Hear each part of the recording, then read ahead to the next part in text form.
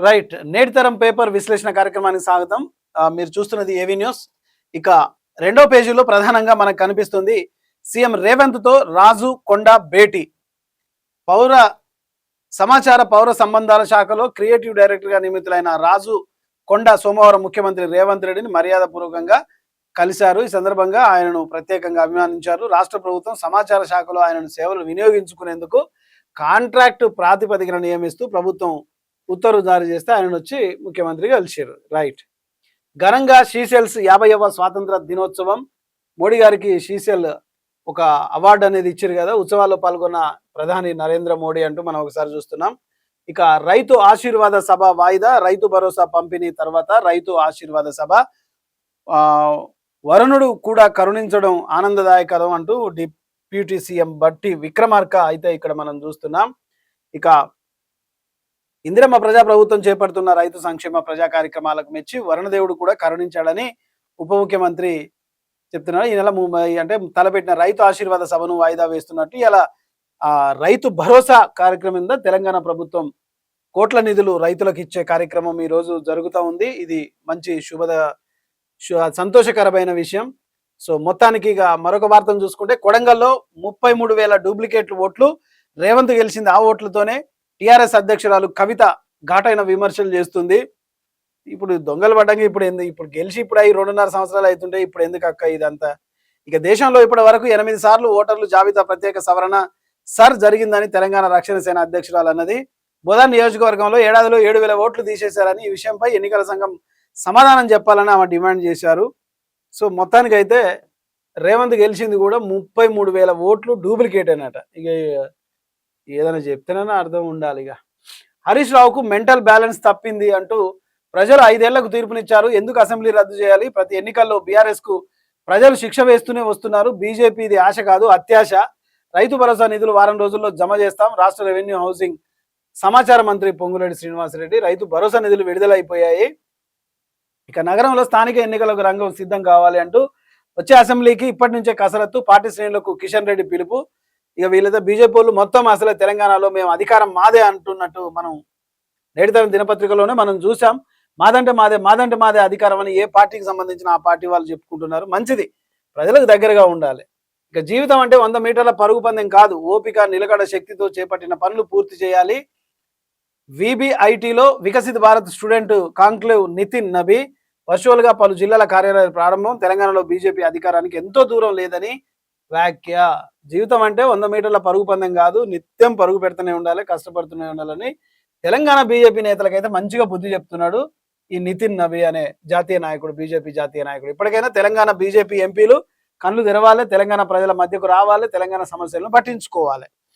ఇక తెలంగాణ కొరియా మధ్య పర్యాటక సాంస్కృతిక సహకారం ఇది చాలా అవసరం అన్నట్టు. అక్టోబర్ 25న హైదరాబాద్లో తెలంగాణ కొరియా సాంస్కృతిక మహోత్సవం. ఇరు సంస్కృతుల వైభవాన్ని ప్రతిబింబించే ప్రత్యేక వేదికగా హైదరాబాద్. భారత్లో డ్రామాల ఆదరణతో సాంస్కృతిక అనుబంధం మరింత బలోపేతం. కళ సాంస్కృతిక భాగస్వామికి ప్రాధాన్యం. మంత్రి జూపల్లి. ఇది మంచి న్యూస్ అన్నట్టు. ఇది కేంద్రం అభివృద్ధికి సహకరిస్తేనే రాష్ట్రాల అభివృద్ధి సాధ్యం. నిజంగా సీతక్క స్పష్టీకరణ చేస్తుంది.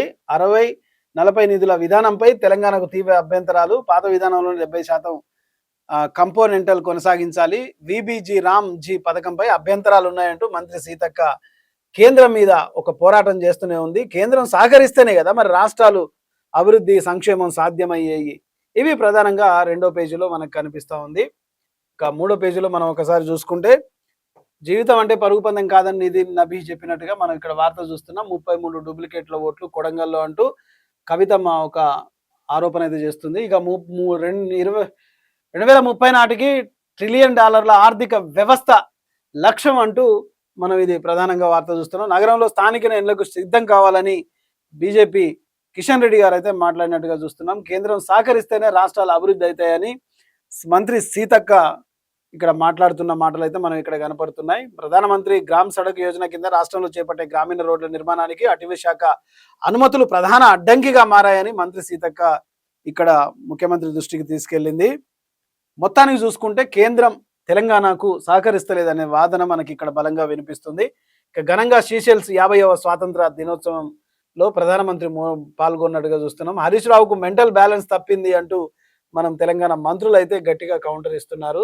ఇక తెలంగాణ కొరియా మధ్య పర్యాటక సాంస్కృతిక సహకారం అంటూ పర్యాటక శాఖ తెలంగాణ మరియు కొరియా పర్యాటక శాఖ కలిసి మనకి మరో ప్రోగ్రాం చేస్తున్నారు. మూసి పునరుజ్జీవ ప్రాజెక్టు తెలంగాణ భవిష్యత్తుకు బలమైన పునాది. నిజంగా మూసి అది పునరుజ్జీవం పొందేలా తెలంగాణ ముందుకు రావాలి. తెలంగాణ ప్రభుత్వం చేస్తా అని చెప్పింది. అభివృద్ధి, మానవీయత రెండింటినీ సమన్వయం చేస్తూ ముందుకు సాగుతాం. భూసేకరణ, పునరావాసంపై మంత్రి పొంగులేటి శ్రీనివాసరెడ్డి సమీక్ష చేశారు.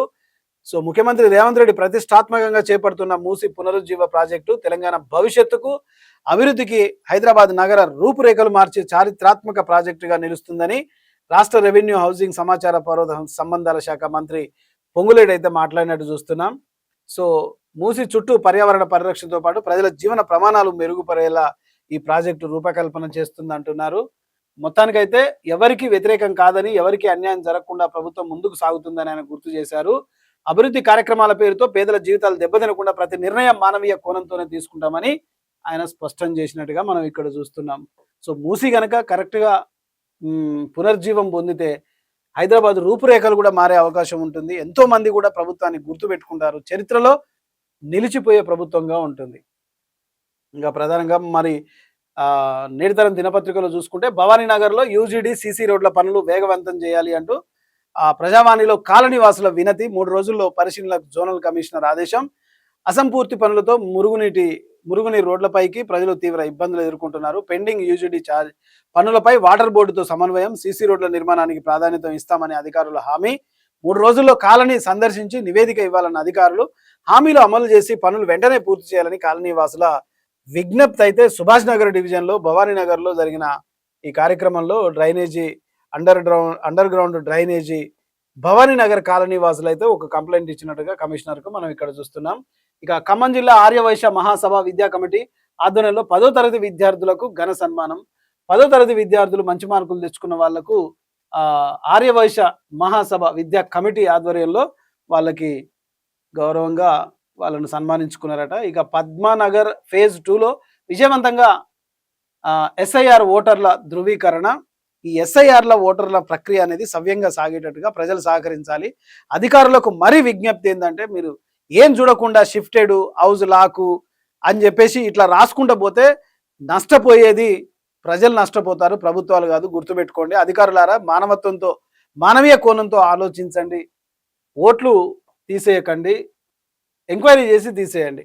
ఇంకా ప్రజల భాగస్వామ్యంతోనే ప్రత్యేక ఓటర్ జాబితా సవరణ. బిఎల్ఓలు, బిఎల్ఏలు పూర్తి స్థాయిలో వెరిఫికేషన్ చేయాలి. సహకరించిన కాలనీవాసులు, సొసైటీ సభ్యులు, బిఎల్ఓలు, బిఎల్ఏలు వీళ్ళు కరెక్ట్గా పనిచేస్తే ఓటర్లు అనేవి ఎక్కడ ఏ విధంగా బోగస్ ఓట్లు ఉన్నాయో బయటపడతాయి. ఇక దూలపల్లిలో అక్రమ మద్యం విక్రయాలపై పోలీసుల మెరుపు దాడి. అర్ధరాత్రి అందిన కాడికి సమాచారంతో షేట్ బషీరాబాద్ పోలీసుల చర్య. 20 మూటర్ల అక్రమ మద్యం స్వాధీనం చేసుకున్నారట. నిందితులను అదుపులోకి తీసుకున్నారు, కేసు నమోదు చేశారు. అక్రమ మద్యం విక్రయాలపై ఉక్కుపాదం మోపుతున్నారు, మోపాల్సిందే. ఇక ఫీర్జాదిగూడలో ఎస్ఐఆర్ పై సమన్వయ సమావేశం. ముఖ్య అతిథిగా పాల్గొన్న డిసిసి అధ్యక్షులు తోటకూర వజ్రేష్ యాదవ్ అర్హులందరికీ ఓటు హక్కు ఉండాల్సిందే, ఖచ్చితంగా అర్హులందరికీ ఓటు హక్కు ఉండాల్సిందే. 18 సంవత్సరాలు నిండిన వాళ్ళకి ఈ బిఎల్ఏలు, బిఎల్ఓలు మానవీయ కోణంతో ఆలోచించి ప్రజలకు మద్దతు కోరి వీళ్ళు కరెక్ట్గా పనిచేస్తే ఓటర్ లిస్టులో ప్రతి ఒక్కరి పేరు ఉంటుంది. ఇక 2వ రోజు కొనసాగిన పల్స్ పోలియో కార్యక్రమం. 5 ఏళ్లలోపు ప్రతి చిన్నారికి పోలియో చుక్కలు తప్పనిసరి అంటూ మనం వార్త చూస్తున్నాం. 5 ఏళ్లలోపు ప్రతి చిన్నారికి పోలియో డ్రాప్స్ వేయించండి. ఆదివారం, సోమవారం కూడా వేశారు. మరి ఈరోజు వేస్తున్నారో లేదో తెలుసుకొని మీరు మీ సేవా కార్యక్రమాల దగ్గరికి వెళ్ళి అక్కడ పోలియో డ్రాప్స్ వేయండి. ఇంటింటికి కూడా తిరిగి వేస్తున్నారు పాపం. రంగారెడ్డి జిల్లా కన్వీనర్గా బూర్గుల ధనలక్ష్మి ఏకగ్రీవ ఎన్నికైనట్టుగా చూస్తున్నాం. మాదిగల పుణ్యక్షేత్ర శంకుస్థాపనకు మహోత్సవం అంటూ చూస్తున్నాం. మేడిపల్లి ఈదుముడి గ్రామంలో ఎంఆర్పిఎస్ వ్యవస్థాపక అధ్యక్షులు ఉరుసుపాటి బ్రహ్మయ్య మాదిగ ఆధ్వర్యంలో జరిగే మాదిగల పుణ్యక్షేత్ర శంకుస్థాపన మహోత్సవ కార్యక్రమాన్ని విజయవంతం చేయాలని రంగారెడ్డి జిల్లా మాదిగ మహిళా సమాఖ్య జిల్లా సదస్సును మన్సూరాబాద్ జిల్లా సన్నాహక సమావేశం నిర్వహించారు. ఈమె ధనలక్ష్మి గారు అయితే ఏకగ్రీవంగా ఎన్నికైనట్టుగా చూస్తున్నాం. ఇక ఘనంగా మాజీ పిసిసి అధ్యక్షులు డి శ్రీనివాస్ వర్ధంతి వేడుకలు అయితే మహేష్ కుమార్ గౌడ్ ప్రెసిడెంట్ అయితే చేస్తున్నట్టుగా ఇక్కడ వార్త మనం చూస్తున్నాం. సో ఇది ప్రధానంగా. ఇక మరొక పేజీలో చూసుకుంటే 159వ జ్ఞానమాలకు ముఖ్య అతిథులుగా high court lawyer BSNL retired Y Balraj హాజరైందట. జ్ఞానమాల కార్యక్రమం లాంఛనంగా మేడ్చల్లో అల్వాల్లో ప్రతిసారి ఆదివారం జ్ఞానమాల కార్యక్రమాలు చేస్తూ అంబేద్కర్ యొక్క భావజాలాన్ని ప్రపంచవ్యాప్తంగా ప్రకటించేందుకు ఆయన యొక్క ఐడియాలజీని, ఆయన యొక్క నాలెడ్జ్ని కూడా ఇవ్వడానికి జ్ఞానమాల అనే కార్యక్రమానికి శ్రీకారం చుట్టారు మేడ్చల్ అల్వాల్ ప్రతినిధులు. చాలా సంతోషం. సేవా శిరోమణి అవార్డుతో రవీందర్ ముదిరాజుకు ఘన సత్కారం. ఉపాధి కల్పించే లక్ష్యంతో యువతకు ముందుకు సాగాలి. చెల్ల రాజశేఖర్ రెడ్డి న్యాయాన్ని గౌరవిస్తూ అంకిత భావంతో పనిచేయాలి. రిటైర్డ్ న్యాయమూర్తి మధుసూదన్ యోగను నిత్య జీవితంలో భాగం చేసుకోవాలని పిలుపు. ప్లాస్టిక్ నిర్మూలన, నీటి సంరక్షణపై రవీందర్ సేవలు ప్రశంసలు తీసుకుంటున్నారు. విద్యార్థులను సన్మానించిన ప్రముఖులు సమాజ సేవకు మరింత సమయం కేటాయిస్తా అంటూ రవీందర్ ముదిరాజ్ అయితే చెప్తున్నట్టుగా మనం ఇక్కడ చూస్తున్నాం. అనేక అవార్డులు కూడా వచ్చాయట. అభివృద్ధియే ఆయన తారక మంత్రం. దళిత వర్గాల ఆశాకిరణం, మైనారిటీ బిడ్డలకు మరో కల్పవృక్షం. బడుగు బలహీన వర్గాల అభివృద్ధిలో ఎమ్మెల్యే మైనంపల్లి రోహిత్ చూస్తున్నాం. మైనంపల్లి కుమారుడు మైనంపల్లి రోహిత్ అనగారిన బతుకుల్లో వెలుగును నింపుతూ దళిత వర్గాలకు అండగా నిలుస్తూ వస్తున్న తనదైన ముద్ర వేసుకున్నారు మైనంపల్లి రోహిత్ గారు. పూరి గుడిసెల నుండి పల్లె నుండి పక్కా ఇళ్ల దిశగా దళిత కుటుంబాలకు పురోగతి సాధిస్తున్నాయి. కులమత వర్గ భేదాలు లేకుండా అన్ని వర్గాలను సమతుల్యంగా ముందుకు తీసుకుపోతున్నారు. మొత్తానికి అభివృద్ధికి తాజాగా 7 కోట్లు, మసీదుల అభివృద్ధికి నిధులు మంజూరు.